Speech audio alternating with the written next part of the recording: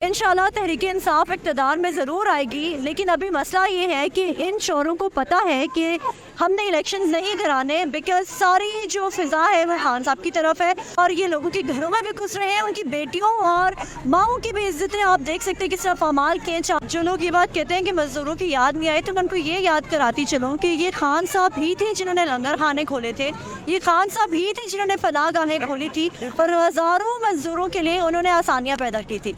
इस हुकूमत ने क्या किया है कि आते साथ लंगर खाने भी बंद कर दी और पनाह गाहें भी बंद कर दी। जो मजदूर दिन में 1000 रुपया कमा कर जाता था शाम को अपने जगह ढूंढने के लिए, सोने के लिए, उसको फ्री में सोने के लिए, रहने के लिए जगह मुयसर थी। जो मजदूर दिन में 1000 रुपया कमाता था उसको मुफ्त में खाना मिलता था।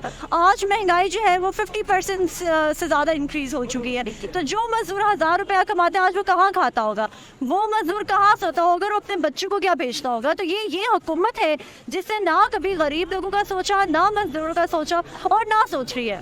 ना तो ये लोग कभी खुद काम कर सकते हैं किसी के लिए और ना ही ये किसी और को अप्रिशिएट कर सकते हैं। हम सब जानते हैं कि खान साहब ने मजदूरों के लिए और गरीब लोगों के लिए क्या क्या कुछ किया, लेकिन ये हुकूमत ना सिर्फ मजदूरों बल्कि आवाम को भी इन लोगों ने कुचल कर रख दिया है। और उसके बाद आप देख सकते हैं कि आज महंगाई इतनी ज़्यादा है कि आपकी कमर टूट जाती है। मजदूर जो है वो 1000 रुपये में क्या क्या कुछ करेंगे, अपने घर भी खाना लेके जाएंगे, खुद भी खाना खाएंगे। 1000 रुपये में मतलब अगर 5 अफराद हैं एक घर के, तो एक घर में कितने लोगों को वो खाना प्रोवाइड करेंगे, आप नहीं कर सकते हो। मतलब रोटी जो है आपकी वो 30 रुपए की हो चुकी है और एक बंदा जिसके घर में 5-6 लोग हैं वो उनकी तो सिर्फ दिन का खाना ही उसे पूरी करेगा ना, तो उसके अलावा तो आप रह ही नहीं सकते। और इन हुकूमत ने सबके लिए जो है दायरे भी तंग कर दिए और सबकी कमर भी तोड़ चुकी है। क्या समझती हैं कि तहरीक इंसाफ दोबारा इक़्तिदार में आ सकती है, और अगर आई तो कैसे गरीबों के लिए बेहतर पॉलिसी बनाएगी?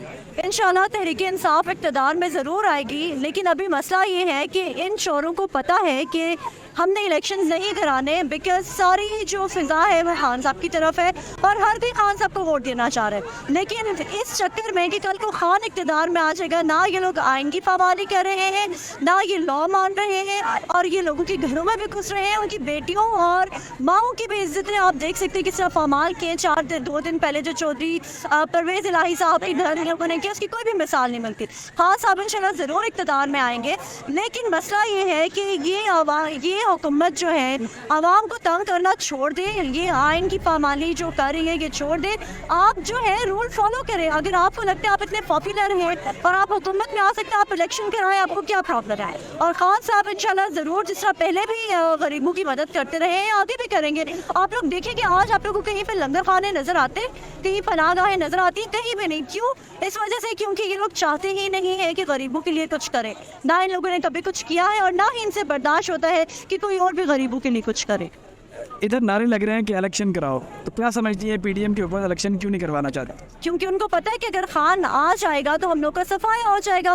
बिकॉज इस दफा तो उनकी कोई टिकट्स भी नहीं ले रहा। हाल उन लोगों का ये है कि वो लोगों की मिन्नतें कर रहे हैं कि हमारे टिकट ले लो, लेकिन लोग टिकट से ले रहे हैं। क्यों? क्योंकि सबको पता है कि इस पीटीआई ने इक़्तिदार में आ जाना है और खान ने आ जाना है। बट द पॉइंट है इसके इलेक्शन होने चाहिए, लेकिन हो क्यों नहीं रहे? क्योंकि इन लोगों को पता है अगर खान आएगा तो हम लोग का इस पाकिस्तान में गुजारा है। गोरखधंधा अब्रार कुरैशी के साथ।